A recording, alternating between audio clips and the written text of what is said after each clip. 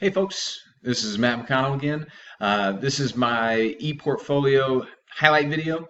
And I wanted to start on the information page about myself, and I apologize if that seems narcissistic, but I just wanted to highlight how this program has really obviously helped me grow. It's given me time and opportunity to think about who I am as an educator and what I need to do to be the best educator I can be and to best serve the needs of the students that I work with. And so I wanted to highlight just my professional goals and my personal goals because obviously there has to be a marriage between those two to really have a healthy working relationship. So that's where I wanted to start this video tour. But I don't want to spend too much time here because obviously this is superfluous information. So I want to spend a little more time on my technology philosophy because obviously this program helped develop that immensely.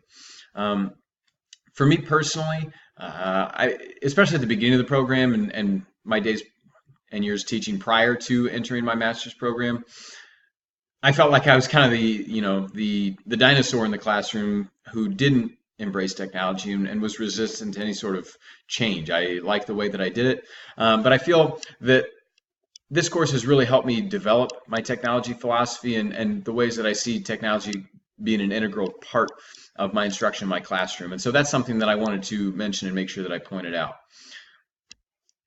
Additionally, the evidence of learning that I produced here, I think is really worthwhile.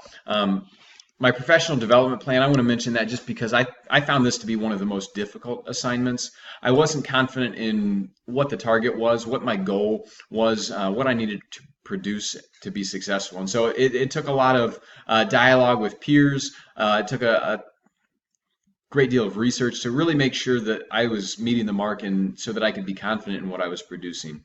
And so that's how I see the technology philosophy really fitting into this semester of learning. I saw it as the most challenging assignment, but I also feel like it's very rewarding that it's done, and I feel like it's done successfully.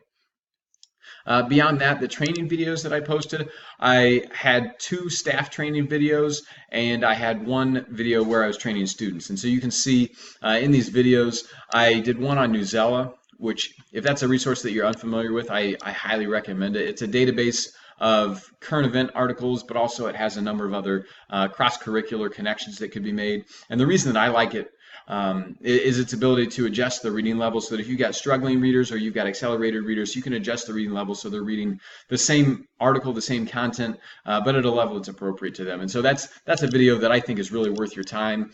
The second video was about No Red Ink, which is another program that I use in my middle school language arts classroom. It really teaches the nuts and bolts of the English language, how words work together, parts of speech, how to create a sentence, and those sorts of things. And so that's another video that I felt was strong. And then the third one was the instructional video for students. It's over a program called Edulastic. It's a testing platform that our district is now using. And so the students in the video had volunteered just because of their curiosity to know how's it being used from a teacher's perspective. So I gave them some views on the student's end that they can anticipate what it'll look like, but also I gave them some insights as to how I'm using it as a teacher and what they can expect their other teachers to be using it for as well.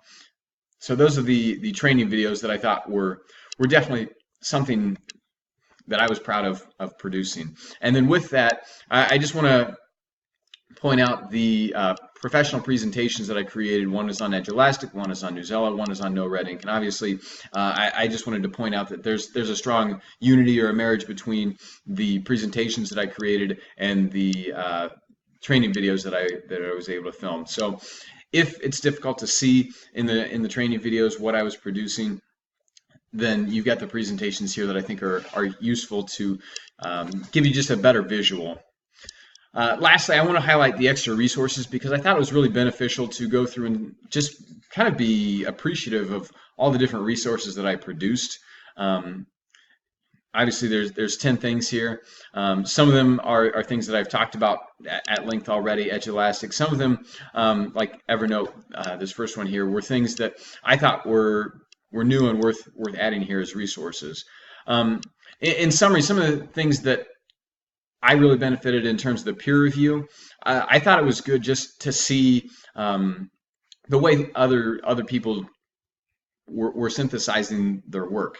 Obviously, I had seen mine, and I wasn't really sure how to compare that to other people's work. And so I'm just appreciative to have that opportunity. One of the biggest things that I took away as something that I needed to improve was the use of ISTE standards. So you can see, obviously, here on the screen, I've got an ISTE standard listed here, and I did that for each of the resources that I posted. And that's something that I hadn't done originally, that the peer review process allowed me or made me aware of the need for adding that.